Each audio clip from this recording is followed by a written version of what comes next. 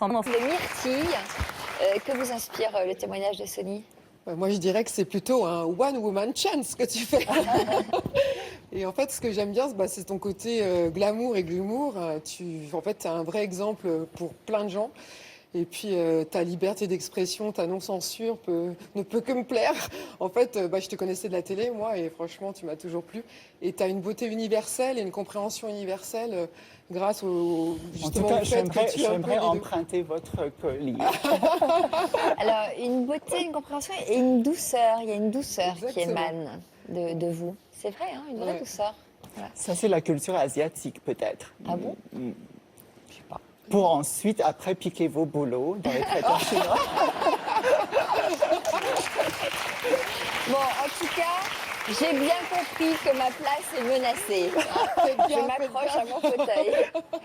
Alors, je vous avais reçu il y a 3 ans dans une émission intitulée « Mon physique hors norme me gâche la vie ». Alors, comme Sony, vous avez fait de votre particularité physique un atout. Et quel était justement le sens de votre démarche quand vous êtes venu témoigner sur notre plateau? Quand j'étais venue témoigner, c'était un petit peu pour motiver les troupes, pour décomplexer des gens qui se sentiraient moins bien dans leur peau avec une différence ou dite différence, parce que c'est pas souvent le cas. Et en fait, c'est juste une histoire de complexe et de regard de l'autre sur vous qui fait que d'un seul coup, vous vous sentez atypique. Donc j'étais venue pour motiver les troupes. Alors, pour mieux comprendre à quel point votre nez fait partie intégrante de votre personnalité, eh bien, je vous propose de revoir un extrait de notre précédente émission. Et puis juste après, nous découvrirons ce qui motive votre présence parmi nous aujourd'hui.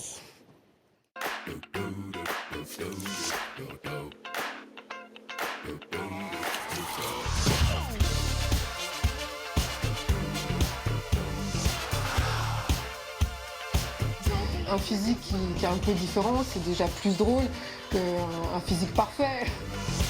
Un physique atypique que Myrtille assumait et dont elle avait même fait une force.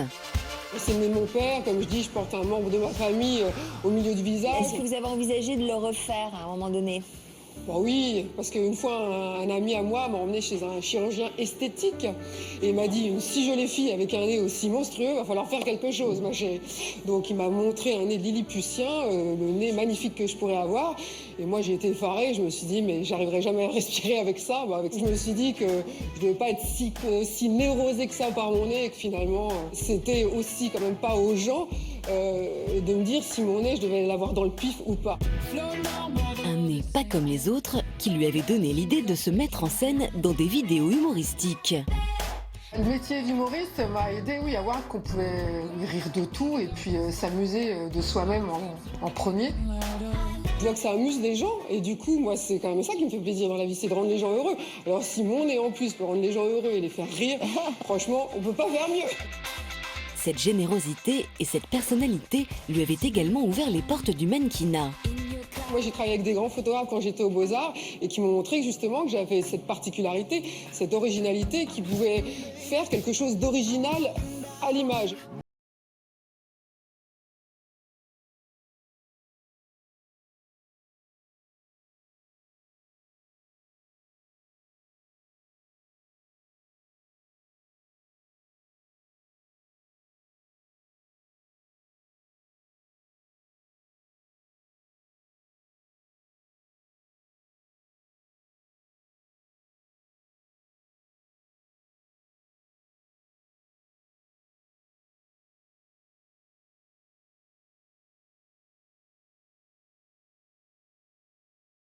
C'est pas parce qu'on rentre pas pile poil dans certains critères qu'on ne peut pas justement s'amuser, s'éclater, être mannequin, être comédien. À un moment donné, il faut passer outre. Je trouve que la personnalité de quelqu'un, c'est d'autant plus important que juste se baser sur un critère physique. Et je crois que ça fait du bien de rencontrer des gens vivants aujourd'hui.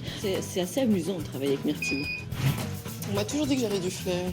C'est aussi une forme de combat pour moi de travailler comme ça, parce que ça peut montrer qu'on peut être mannequin en étant atypique. Il y a peut-être moyen de faire changer un peu les canons, les critères à un moment donné. Glamour, pas trop. Plus d'humour que glamour, hein, parce que sinon... Après mon passage dans l'émission, j'ai eu énormément de retours de jeunes filles pour la plupart, ou de femmes, qui sont venues me parler dans la rue et me dire merci, et qui me disent continuez. Continuez de vous battre et en affirmant qu'on peut être heureux avec un physique très différent. Ah Une différence qu'elle compte bien mettre en avant ce soir à l'occasion de la sortie de son tout premier DVD humoristique. Et c'est sous l'œil avisé de sa mère, Jocelyne, qu'elle tient à trouver la tenue idéale. Transformation. Ça valait la peine d'attendre. La barrière de corps. Tu pourrais quand même dire que j'ai l'air d'une... Je suis déçue. Sans le haut, je trouve ça moins bien. Oh, t'as un peu folle du roi. C'est drôle. Ouais, en plus, il est pas mal ce nez. Ah non, regarde, il est un peu cassé, un peu comme le mien aussi. Myrtille vit avec cette particularité qui est son nez. Bon, bah, elle a eu des problèmes quand elle était à l'école, il y en a qui raillaient un peu son nez. Mais elle a su régler le problème en disant, bon, bah, moi, mon nez, c'est pas grave, un petit coup de bistouri. On n'en parle plus, par contre, ta connerie à toi, tu l'auras toute ta vie. Donc elle s'est toujours bien défendue. Bah, aujourd'hui, sa particularité, je dirais que c'en est plus une. Ce serait plus Myrtille sans son nez. Ah bah voilà, ça brille. Ah, c'est une vraie robe de fée. T'aimes bien celle-là? Ah oui, elle brille. Tout le monde est content. Ah oui. Ok. Allez, tac tac. Oui, bah commence par me dire ce qu'il est, hein. Mais l'heure tourne et Myrtille est attendue dans le 11e arrondissement. L'occasion pour elle de dévoiler pour la première fois le fruit d'un travail de 7 ans, alliant vidéo et humour.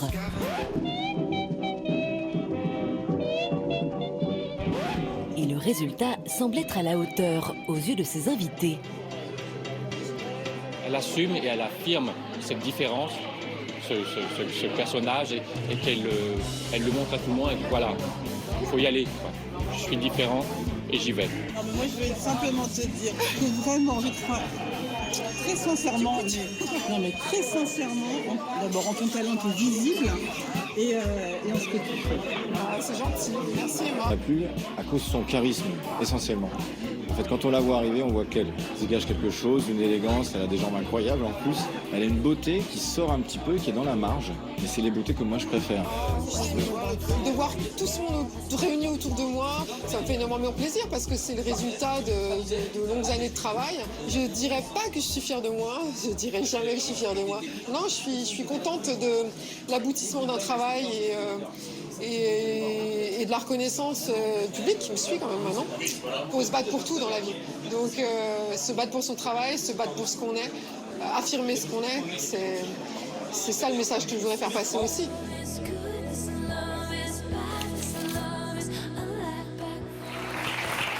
Quel bilan vous tirez de votre participation à toute une histoire? Le bilan que je tire, c'est que qu'on peut continuer d'être libre, qu'il faut être libre et assumer complètement ce qu'on est et rire de soi tout le temps aussi. Et toute une histoire, ça m'a permis aussi de me reconnecter avec ça aussi. Comme Sony, vous avez choisi de vous mettre en scène. Est-ce qu'on peut rappeler de quelle manière vous avez commencé à jouer de votre physique au départ? En fait, j'ai commencé par le One Woman Show parce qu'au départ, moi, je faisais de la tragédie, j'étais pas drôle du tout. Et puis, d'un seul coup, quand j'ai vu aussi que je générais des choses un peu bizarres autour de moi, à l'adolescence, alors j'ai eu droit à toutes les moqueries aussi. Je suis pas trop pigée sur le coup, mais bon, après, voilà, ça s'est focalisé sur le nez, mais ça aurait pu se focaliser ailleurs, je pense. Parce qu'après, je pense que l'atypisme, c'est pas seulement un trait physique, c'est aussi ce qu'on est, et c'est plus ça qu'on décrit comme atypique. Enfin, en tout cas, moi, je pense ça. Et donc, j'ai commencé à faire du One Woman Show, où je me mettais en scène de manière humoristique, j'écrivais mes textes aussi. Et puis après, dans des vidéos, parce que comme j'ai aussi... je suis partie sur une carrière de mannequin, mais atypique toujours, parce qu'il faut le préciser. Et puis là, s'en est découlé une série de vidéos où je me mets en scène en montrant les expressions de la langue française. Et c'est un travail qui est photographique, mais qui devient une vidéo, et dans lequel je fige de manière pure et dure les expressions. Par exemple? Par exemple, tomber amoureuse, alors je me vautre et je montre que l'amour est un grand don. Rester sur le carreau où j'expose mon nez contre une vitre, tomber Alors, les nues, on voit des nues tomber. Amoureuse, ça vous est arrivé depuis votre Oui, dernier ça m'est passage? arrivé et c'est bien agréable. C'est récent? C'est très récent et en même temps pas récent. C'était quelqu'un que je connaissais d'avant, on s'était rencontrés dans un vernissage et il avait flashé Mathilde sur mon look original justement. J'avais un sac chien. Toujours très discrète, moi, quand j'arrive dans une soirée. Et pour le coup, ça lui avait beaucoup plu. Et puis après, j'ai eu une autre relation et on s'est redécouvert après cette relation. Mais ça veut dire que vous ne pourriez pas avoir un look classique? Je pense que Dans la vie de tous les jours, dans la vie quotidienne, en dehors des plateaux télé, comment vous êtes habillée?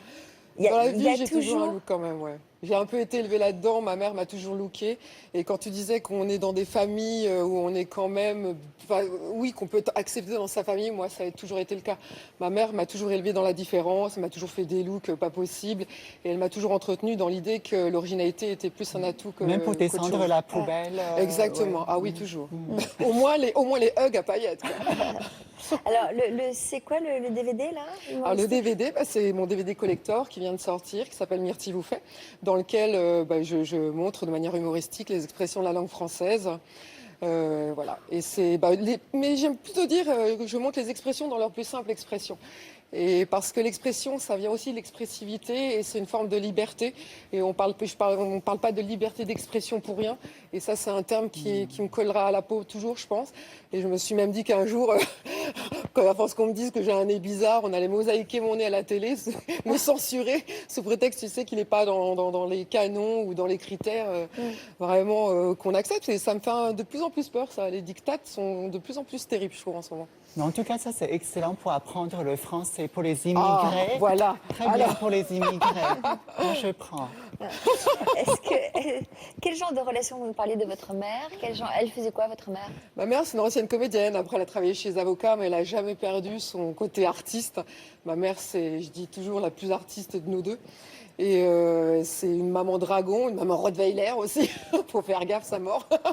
Mais c'est une femme incroyable. Quoi, elle n'est pas tendre, elle est pas... Non, c'est-à-dire que oui, elle a un vrai caractère. C'est mon père et ma mère, les deux en même temps, quoi. Ouais. Mais c'est ce que j'aime aussi dans la relation que j'ai avec ma mère, c'est le fait qu'on travaille ensemble depuis des années. Ouais. Et que ça crée... Elle est pas trop vampirisante? Non, pas du tout. Elle est plutôt, elle est plutôt libertisante. Ah ouais.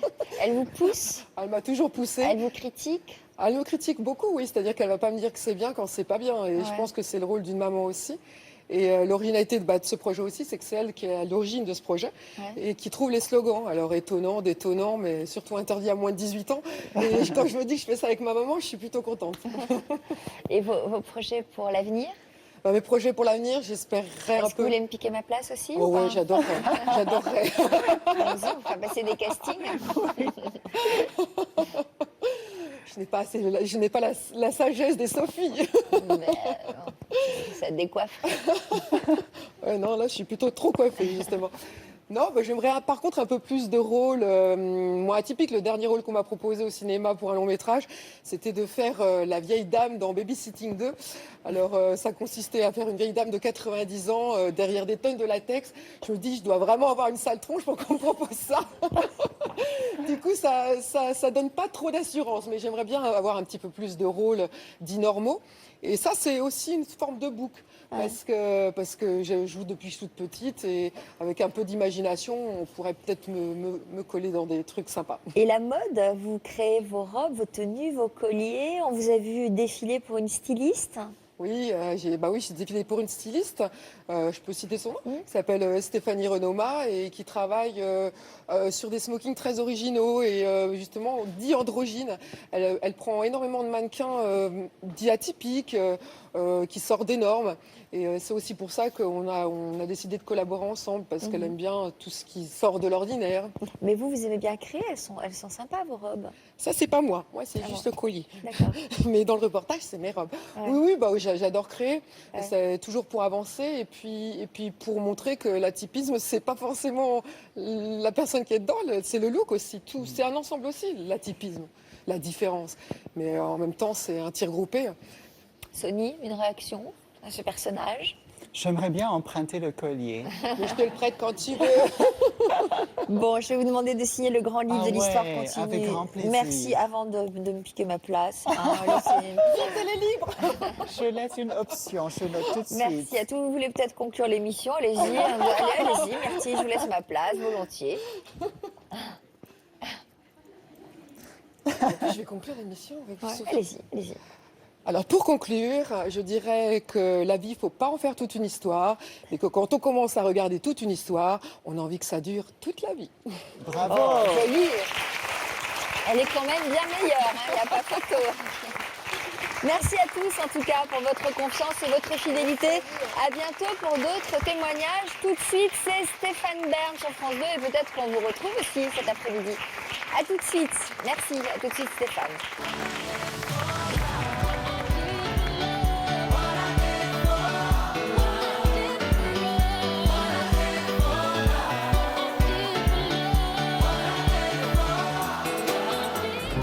Il y a encore quelques mois, Arlette ne parvenait pas.